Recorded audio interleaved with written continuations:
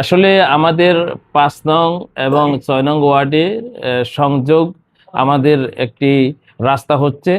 এটা মূলত আমি চেয়ারম্যান হওয়ার পর থেকে আমাকে এলাকার জনগণ বিভিন্ন সময়ে আমাকে বলছেন যে এখান দিয়ে একটা রাস্তা দরকার।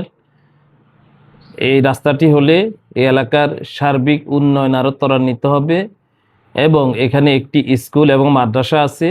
ওই শিক্ষা প্রতিষ্ঠানগুলোতে ছাত্রছাত্রীরা সহজে যাতায়াত করতে পারবে। পাশাপাশি এখানে মাঠে যে ধান হয়, কৃষকদের ধান এবং খড় এগুলো তাদের বাড়িতে নেওয়ার জন্যে একটি সহজ রাস্তার প্রয়োজন।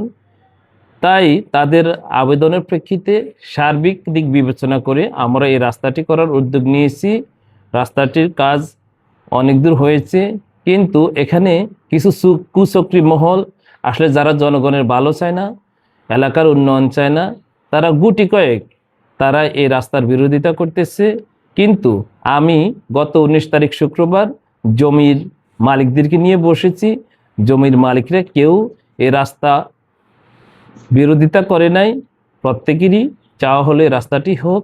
কিন্তু এখানে যারা বিভিন্ন সোশ্যাল মিডিয়াতে বা বিভিন্ন মিডিয়াতে অপপ্রচার চালাচ্ছে, আপনারা খবর নিয়ে দেখেন তাদের কোনো জমি এখানে নাই, তাদের কোনো জমি এখানে নাই, তাদের কোনো ক্ষতি এখানে হয় নাই।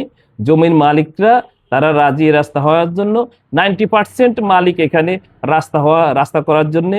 তাই আমি 90% মানুষের মতামতকে গুরুত্ব দিয়ে এলাকার স্বার্থে, জনস্বার্থে এই রাস্তাটি করার উদ্যোগ নিয়েছি।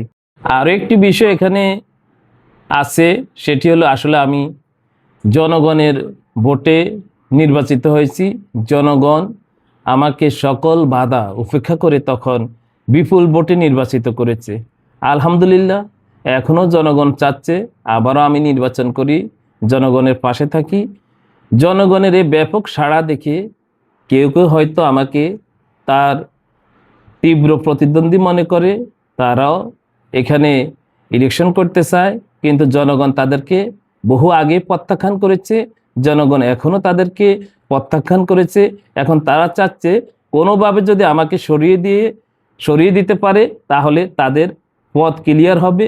এই উদ্দেশ্য থেকেও কিছু কিছু ব্যক্তি এই অপপ্রচারের সাথে জড়িত, আমার ইমেজকে নষ্ট করার জন্যে এবং জনগণ থেকে আমাকে বিচ্যুত করার জন্যে। কিন্তু আপনারা দেখেছেন বিভিন্ন মিডিয়াতে, বিভিন্ন সোশ্যাল মিডিয়াতে জনগণ আমাদের পক্ষে সাড়া দিয়েছে। তাই জনগণের সমর্থন এবং সহযোগিতা নিয়ে ইনশাল্লাহ আমরা এগিয়ে যাব। জনগণ আমাদের পাশে আছে আর আমরা মহান আল্লাহর প্রতি দৃঢ় বিশ্বাস রাখি। সেই বিশ্বাস নিয়ে আমরা এগিয়ে যাব ইনশাল্লাহ। ধন্যবাদ।